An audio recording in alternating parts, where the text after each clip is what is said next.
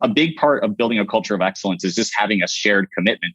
You have to name it and then get people to agree that that is like the right thing to do. And like all their energy is focused in the same direction. If you can accomplish that, you can accomplish anything. Hey guys, welcome to another episode of Business is Human. Really excited about this episode with the CEO of Frame.io, Emery Wells. Scott, what'd you think about this one? Man, they're all good, aren't they? I like when people come in with unique perspectives that you might not have heard before. Hot takes, if you will. You know, he's been building his business for a long time. Frame, if you're not familiar with it, it's an amazing collaboration platform for people to produce better content, specifically video. And I think for me, he had a lot of really interesting contrarian insights as you build and scale your startup, and a lot of analogies that I think make some of the points very, very powerful. And so influences from Apple, influences from Amazon, you know, some of these companies that we aspire to be, how do you actually put into place tactics and strategies to build your business like them? And that was really kind of what I got out of this episode. And in many ways, it was very therapeutic because a lot of the things we talked about, I'm like, oh shit, made that mistake. And so I really had a good time. I think the other good part about this episode is how he acknowledges the importance of systems thinking, which we all know you're a big fan of, Scott. And I think that kind of that topic is rarely dug into as tactically as it is here. So I hope you guys enjoy this part of the episode. All right. Without further ado, let's welcome Emery Wells. Emery, what's going on, man? Hey, doing well. How are you? I'm good. I want to get this started with a little bit of an icebreaker. And, I think anybody that follows you on Twitter knows that you have some hot takes on things. What is one of your more controversial opinions about company building that you feel like you have today? About company building, well, I mean, if you're referring to some of the hot takes that I recently posted on Twitter, I certainly posted something that's a little bit controversial, which is, really around the concepts of building lean products and building your, kind of that sort of lean startup methodology. I think the tweet that you might be referring to is one where I posted that I think the lean startup methodology, there's a lot of really good ideas and concepts in there. But I think as an overall theme, it really took the industry by storm. And I kind of feel it did more harm than good. I think it's gotten people to build in a way that I personally feel is a lot less successful. And I could tell you a little bit more why I think that. Yeah. I mean, I remember back in, it was probably 2010 or 2011. I was going to talks with Eric Ries. There was a lean startup machine in New York. Everybody was talking about basically this, reinvention of Steve Case's body of work. Why has this been harmful more than it has helped? First, I think Eric Ries is a brilliant guy, and I was really inspired by Lean Startup when I read the book, and then Lean Analytics, which was like a follow up, and sort of the whole lean movement. And I remember when I was reading it was prior to starting Frame.io. I built software, but nothing remotely at this scale. And I remember reading it and thinking that it was like almost like a magic formula where you couldn't fail. And I've come to form an opinion that that's most certainly not true. And then when you look at, I think my evaluation of Lean Startup and Eric Ries is that he's really, really smart. But when I went back, I remember I had a realization moment when I went and looked up, the product that Eric was building which really kind of inspired a lot of the thinking of Lean Startup. He talked a lot about a game that he was building. And I remember one time I was like, I'm curious about what was he building that like sort of made him like learn all of this stuff. And I looked it up, and this is a long time ago, honestly, so I don't remember the details, but it was some kind of game. I looked up the game, and the game was such a horrendous abomination of software. I couldn't believe it. And so I was like, oh, okay.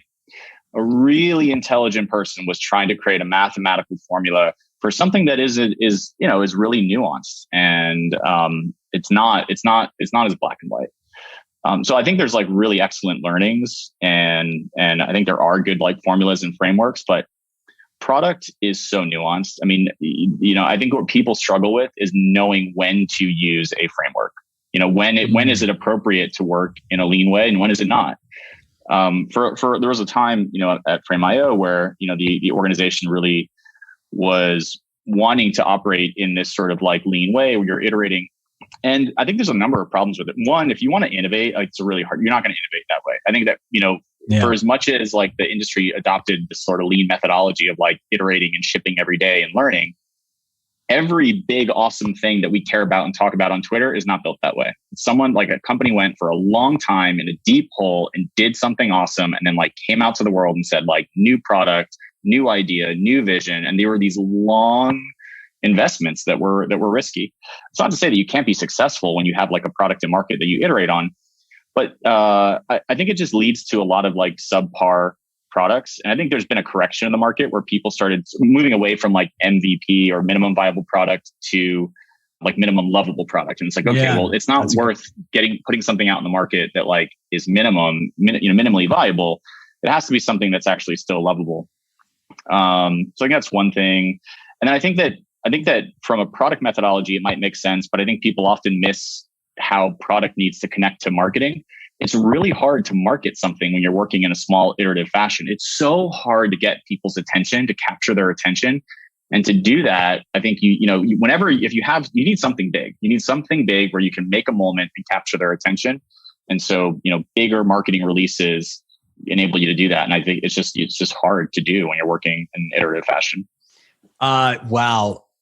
I so agree with you. In so many ways, I mean, you always hear the analogy of they wanted a faster horse and they got a car. Well, it's like, well, instead of a car, what if you gave them like a tire or a bumper? Like no one gives a shit. No one is going to have that kind of experience that makes somebody realize there's something out there that they didn't know they needed. And I just think about switching costs for me personally. If something's not 10x better, 5x better, I'm not going to change my existing behavior. And so in a world where there's more software, there's more applications, there's more way to do things, having the idea of like a sliver of a wedge that's going to be enough for someone to change behavior is very, very, I think, short-sighted.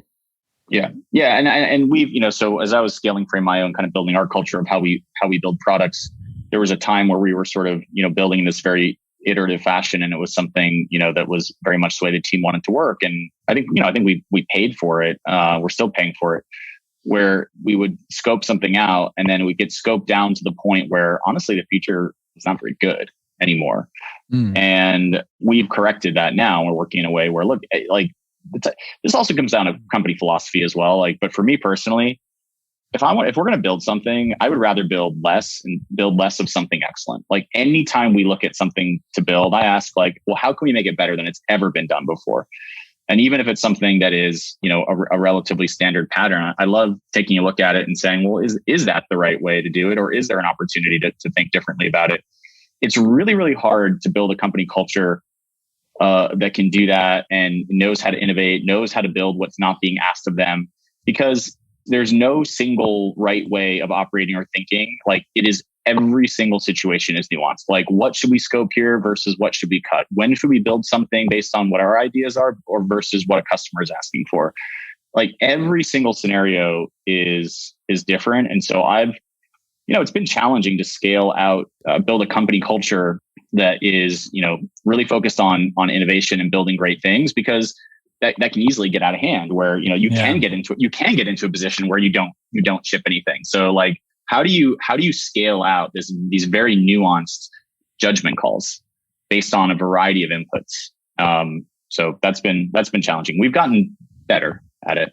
The other thing that I've noticed, and this is, reflecting upon the scar tissue of building troops is when you have that very like iterative, maniacal customer obsession around product delivery, it becomes sometimes easy to like lose the big picture vision. For example, just to get tactical here, like we're very focused on the intersection of CRM and messaging with the belief that messaging is the future. It's where the world is going. It's how people want to consume and act on information. And we were like so hyper focused on iteration around Salesforce.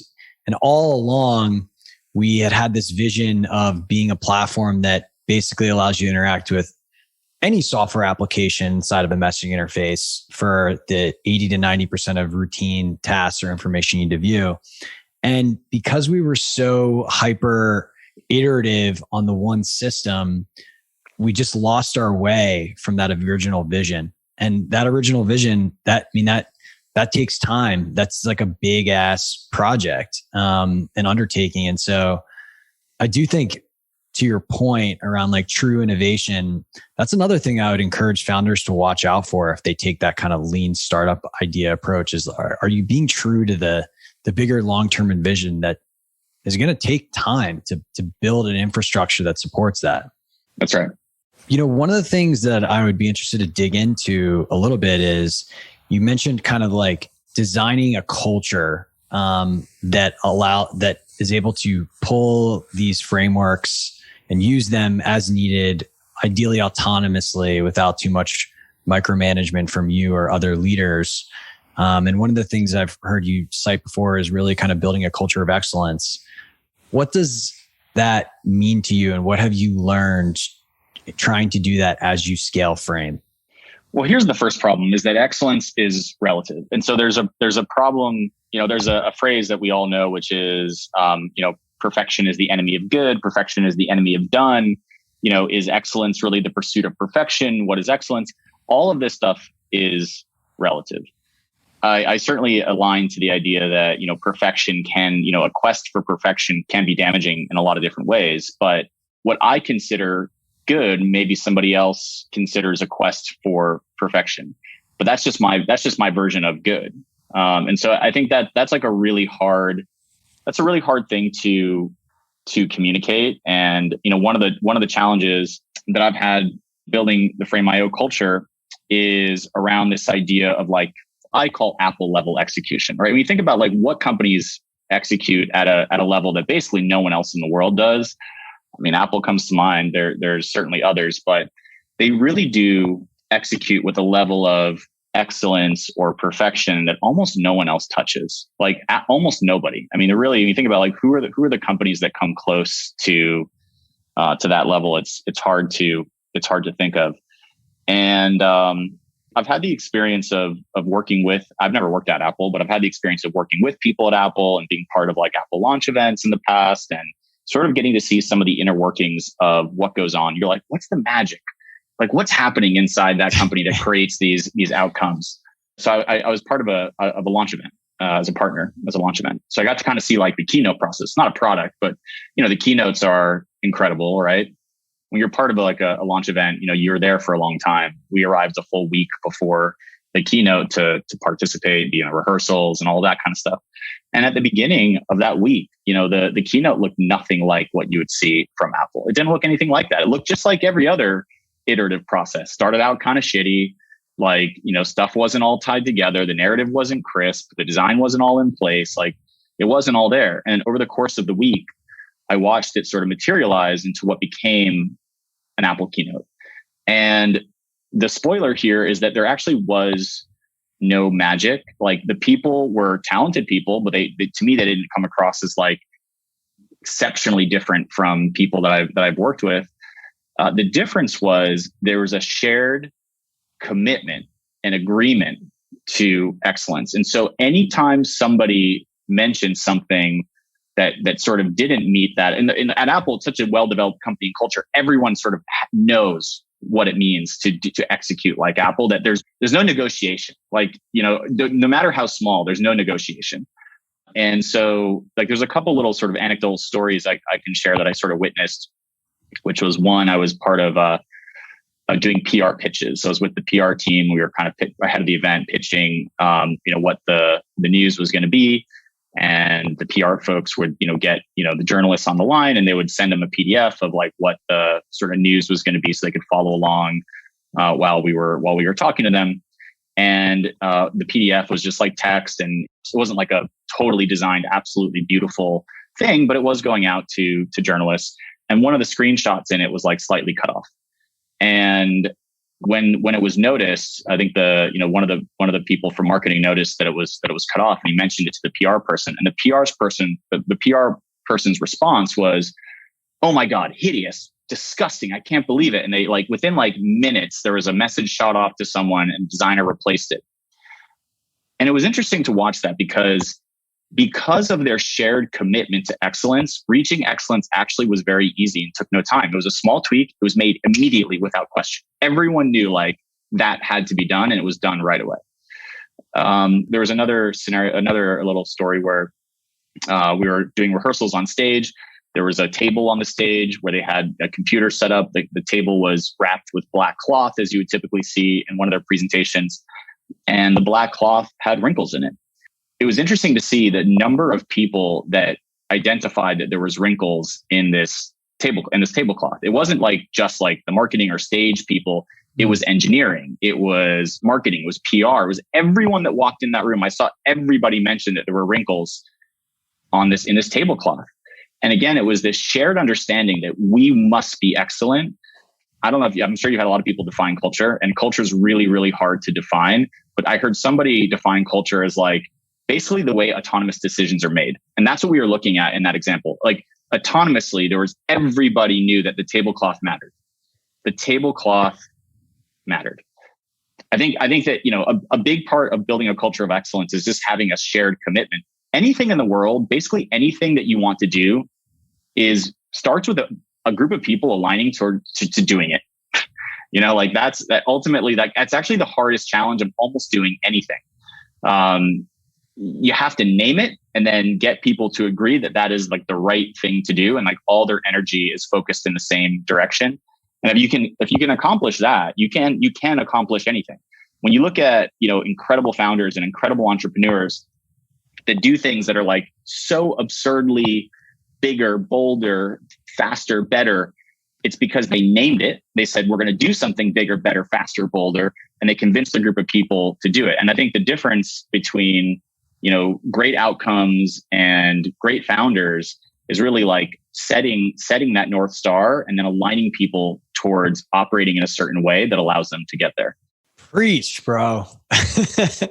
That's so true. And unfortunately, not as easy doing that as it sounds.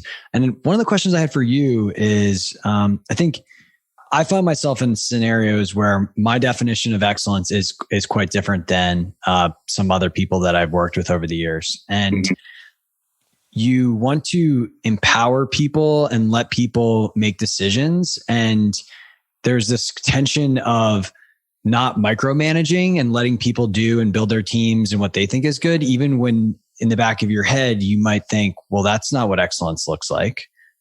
Clearly, we have a different understanding of what excellence looks like. And how do you balance that tension? Like, what have you encountered that scenario before? Oh yeah, so much. It's so hard. So there's a couple things. So one, I was inspired by Bezos in one of his famous shareholder letters. I forget, it was like maybe 2 years ago or something.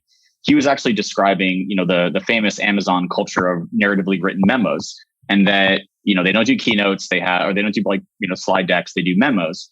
And they really value high quality memos because, if you take the time to write a great memo, you can deliver there's a very high information density and it's self-serving. You don't have to present it, yada, yada, yada. But he said it was very difficult to define what a high quality memo was.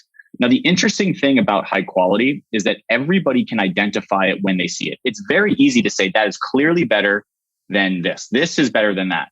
But when you don't have an example, it's really, really, really hard. So number one is like, if you can, having examples is really helpful. But a couple of the things that Jeff said in his memo is like, one of the tools he employs is by setting the expectation of how hard or long something should take to reach a level of high quality or of excellence. So he gave the example of like, if you're learning how to do a handstand from scratch, that some people might try to do try to do a handstand and they'll try it for a couple weeks and they'll give up because it's too hard.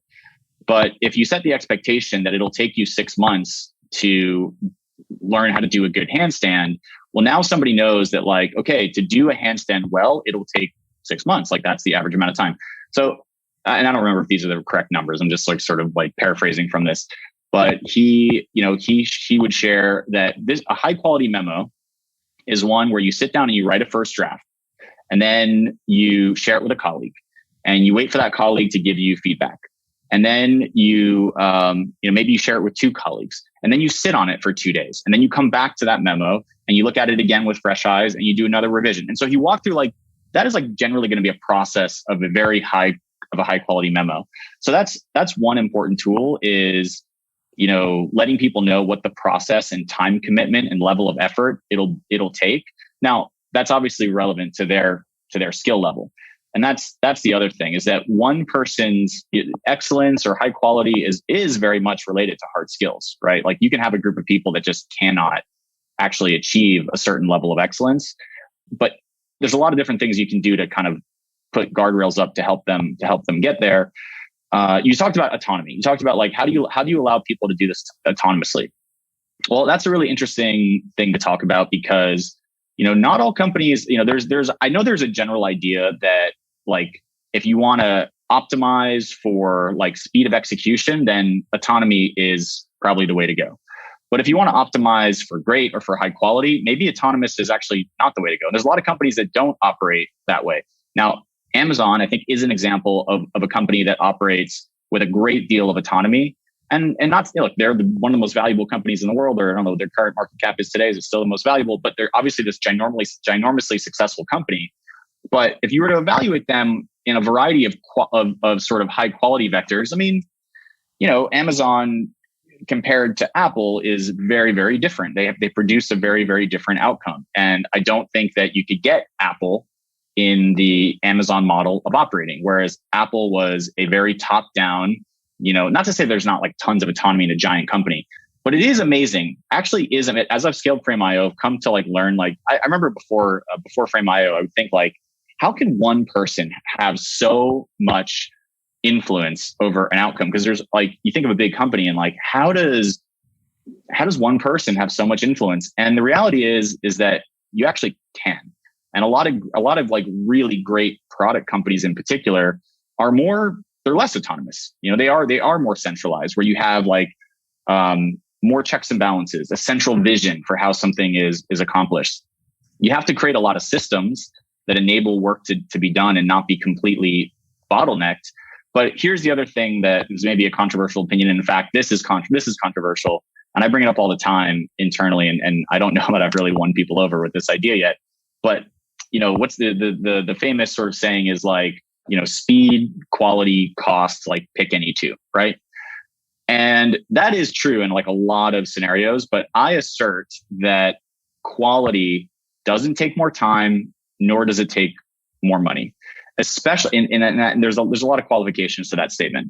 When you're thinking about a very complex system, first of all complex systems have ginormous amounts of inefficiency, right? Like, any complex system has tons and tons of inefficiency. And so within the inefficiency of a complex system exists the time for high quality and excellence. It's in there. There's so much time baked into the inefficiency of the system that it's in there. And it really comes down to developing, like, a system that can support excellence. And, like, okay, let me give you an example. There's an example I gave. Let's imagine that there was an auto manufacturing company, an auto manufacturing plant, and they were producing cars, and all their cars sucked. Let's say on the other side of this, this assembly line, all the cars they had all kinds of problems. They had, big cosmetic problems, structural problems, all kinds of problems. Now, you can imagine that this system is so complex and so hard that, given infinite time and money, that it would never be able to produce a high quality car. You have to, like, look at the underlying systems. And okay, let's say, so we have all these manufacturing problems. We're going to diagnose it. How do we change this plant that can't do high quality and make them do high quality? Well, the first thing you're going to do is probably slow it down in the beginning. You're going to slow it way down, and you're going to look at hard skills. Do we have the hard skills? We're going to look at, like, do we have sort of the right sort of checks and balances in place where, a defect can't make its way through the assembly line. I'm sort of starting to paraphrase, like, some of the famous Toyota manufacturing process that, in fact, I think I read about it, like, in Lean Startup. This is a Lean Startup story where, everyone knows this story where Toyota had, like, kind of revolutionized auto manufacturing, and they're written about still to this day. They're written about. And one of the concepts they had in one of the concepts that enabled them to produce really high quality stuff was they had this cord on the assembly line where if anybody spotted a defect, somebody could pull this cord, the andon cord, and the entire assembly line would stop. So you would not allow defects to move through the system. That was like a really important part of their sort of how they revolutionized auto manufacturing. But anyway, to get back to our main story, if you wanted to produce the outcome of auto manufacturing, you're gonna look at hard skills. Okay, we have people who are doing upholstery all the way down to an individual level. We're gonna go and see, like, what is this upholsterer doing? Do they know how to do? Is there a stitch that they don't know? Is there a machine that they don't have?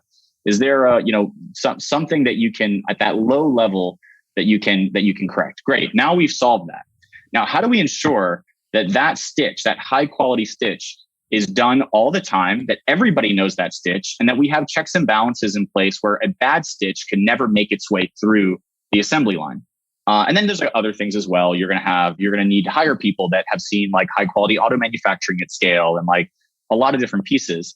But by setting up a system that can produce a single high quality outcome, then you can turn your attention and actually focus on efficiencies. And like when you're talking about manufacturing, most manufacturing actually gets cheaper at scale, not more expensive. So you can do high quality in a certain complex system. You grant yourself the ability to do high quality at this, at a very high efficiency. And if quality was only linked to like time and money, then every company would produce the exact same quality, and they don't. Like all the big companies have infinite resources, right? I always hear like, well, we can't do high quality because we don't have X resources. I'm like, well, every big company has unlimited resources, but they all have vastly different outcomes. So I don't know, a little bit of a rant there, but I believe that you can do high quality, and it doesn't have to take more time, and it doesn't even have to cost more money. You just have to be able to build the systems that can produce those outcomes. And I'll say that building the systems to produce those outcomes is exceptionally hard, and it is slow. But if you can produce that system, then you can scale that. Hey, Andrei from Troops here. Are you using Slack or Microsoft Teams at your organization? If you are, then you have to be delivering the right information to the right people at the right time, from your CRM, marketing automation, support, sales engagement, and customer success systems in an actionable way with Troops.ai. But don't just take my word for it. Listen to what our customers are saying about their experience using Troops. As we've grown so quickly, like I can't imagine that we would be able to continue using that process if it didn't have this flexibility that we have with Troops. So it's hard to imagine like not having it. Something that you were talking about on Twitter earlier is this idea that as you move in your path to excellence, right, you have to become more specialized. And the more specialized you become, the more roles you're going to need, and the harder it is for all of these people to basically understand each other. And so I'm curious, how are you making sure that engineers can spot out marketing mistakes, that marketers can voice concerns about product, that sales can, give just overall feedback across departments in this ultimate pursuit of excellence? Well, it is a lot through the power of examples. And yeah, the point that I was making in that tweet is that, to give it a little bit more color, like if you want to be the best at something, you are generally going to find specialized people. Like it's really easy. If it's like, say you want to do a marketing page, you can find some generalized marketers that'll do like a pretty good marketing page. And they'll finding people that know enough about the product, enough about design, enough about sort of digital marketing and psychology, and like they can kind of pull something together, and it'll be good.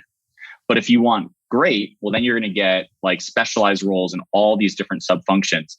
And the more specialized somebody is, the deeper they are in their own domain. And I have found that the deeper somebody is in their own domain, the harder it is for them to understand somebody else's domain.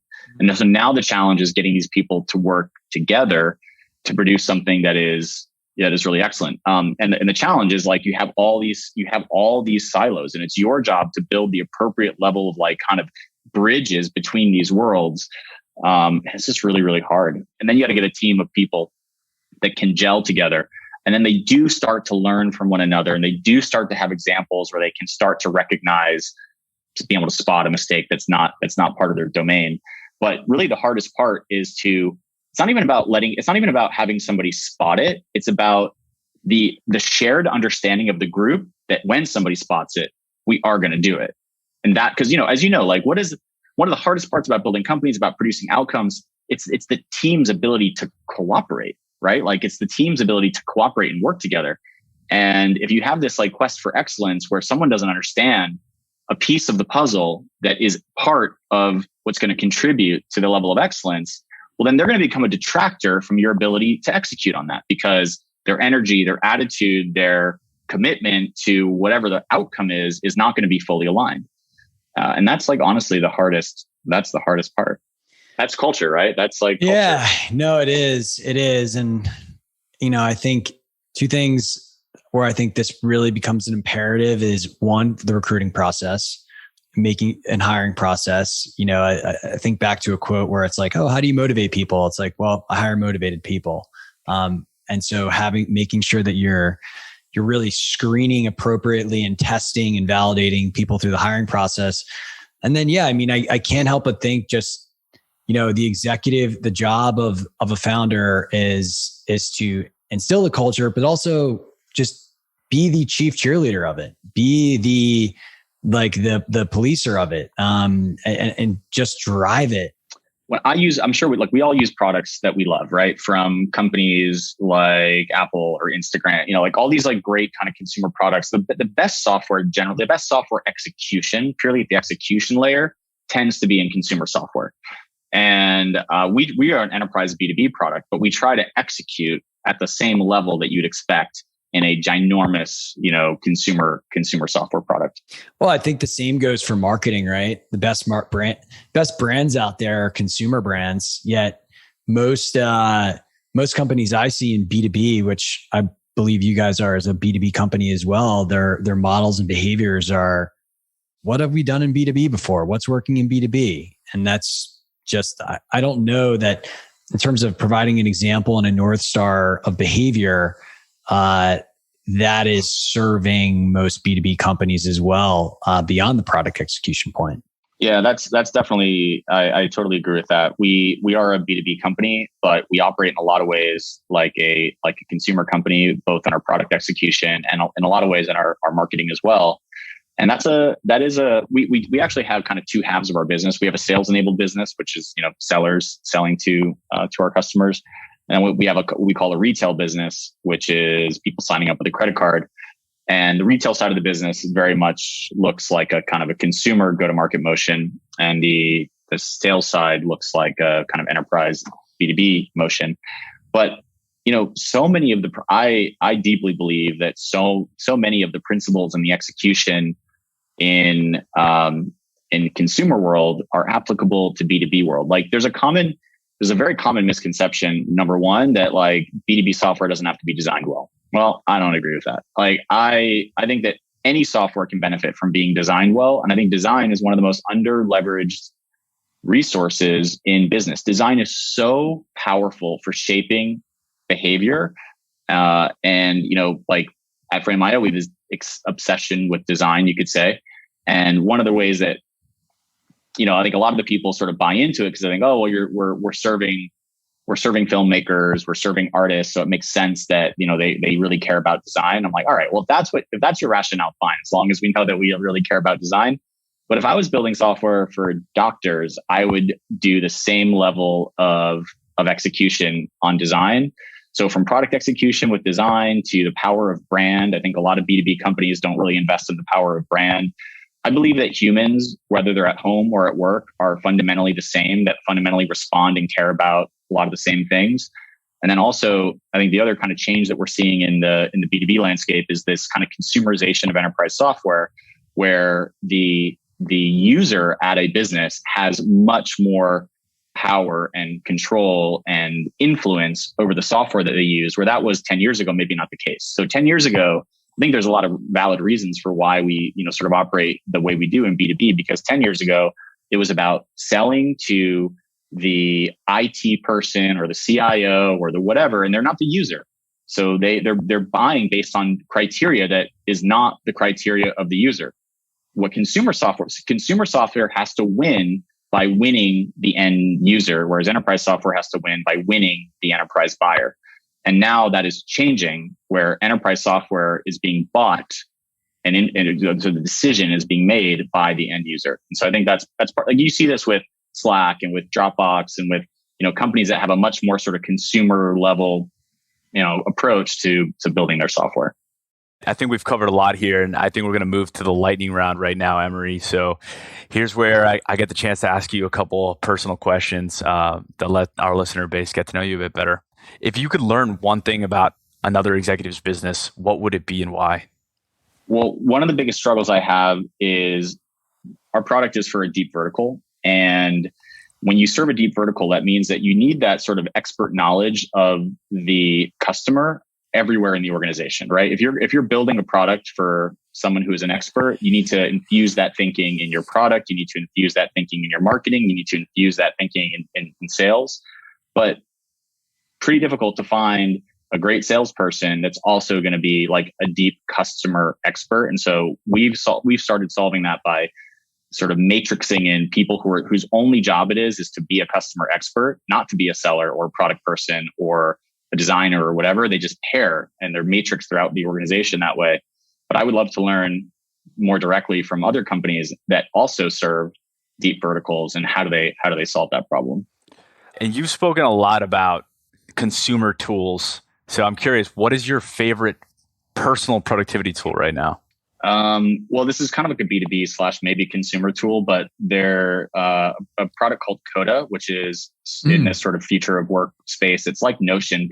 I feel like people haven't heard of Coda as much, but it's like Notion. I think it happens to be better than Notion. It's really just exceptional product thinking, really exceptional product thinking. So it's taking there's a whole new world of kind of productivity software that is like Airtable and Notion and Monday and Rike and like all those suite of tools.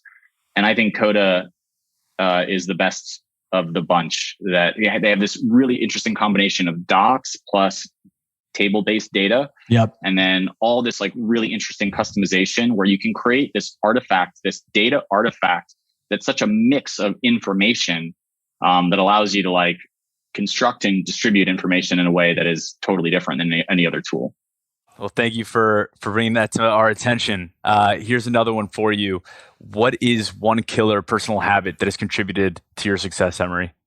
And it's not so much a personal habit as is maybe a skill, but it's something I identified that I do, and is maybe not as widespread as I sort of thought, which is I think it's this ability to sort of take any unknown problem, and I cast a very, very wide net and do very, very broad strokes research to orient around the problem with then a couple little mini deep dives to make sure that I'm kind of connecting the dots appropriately.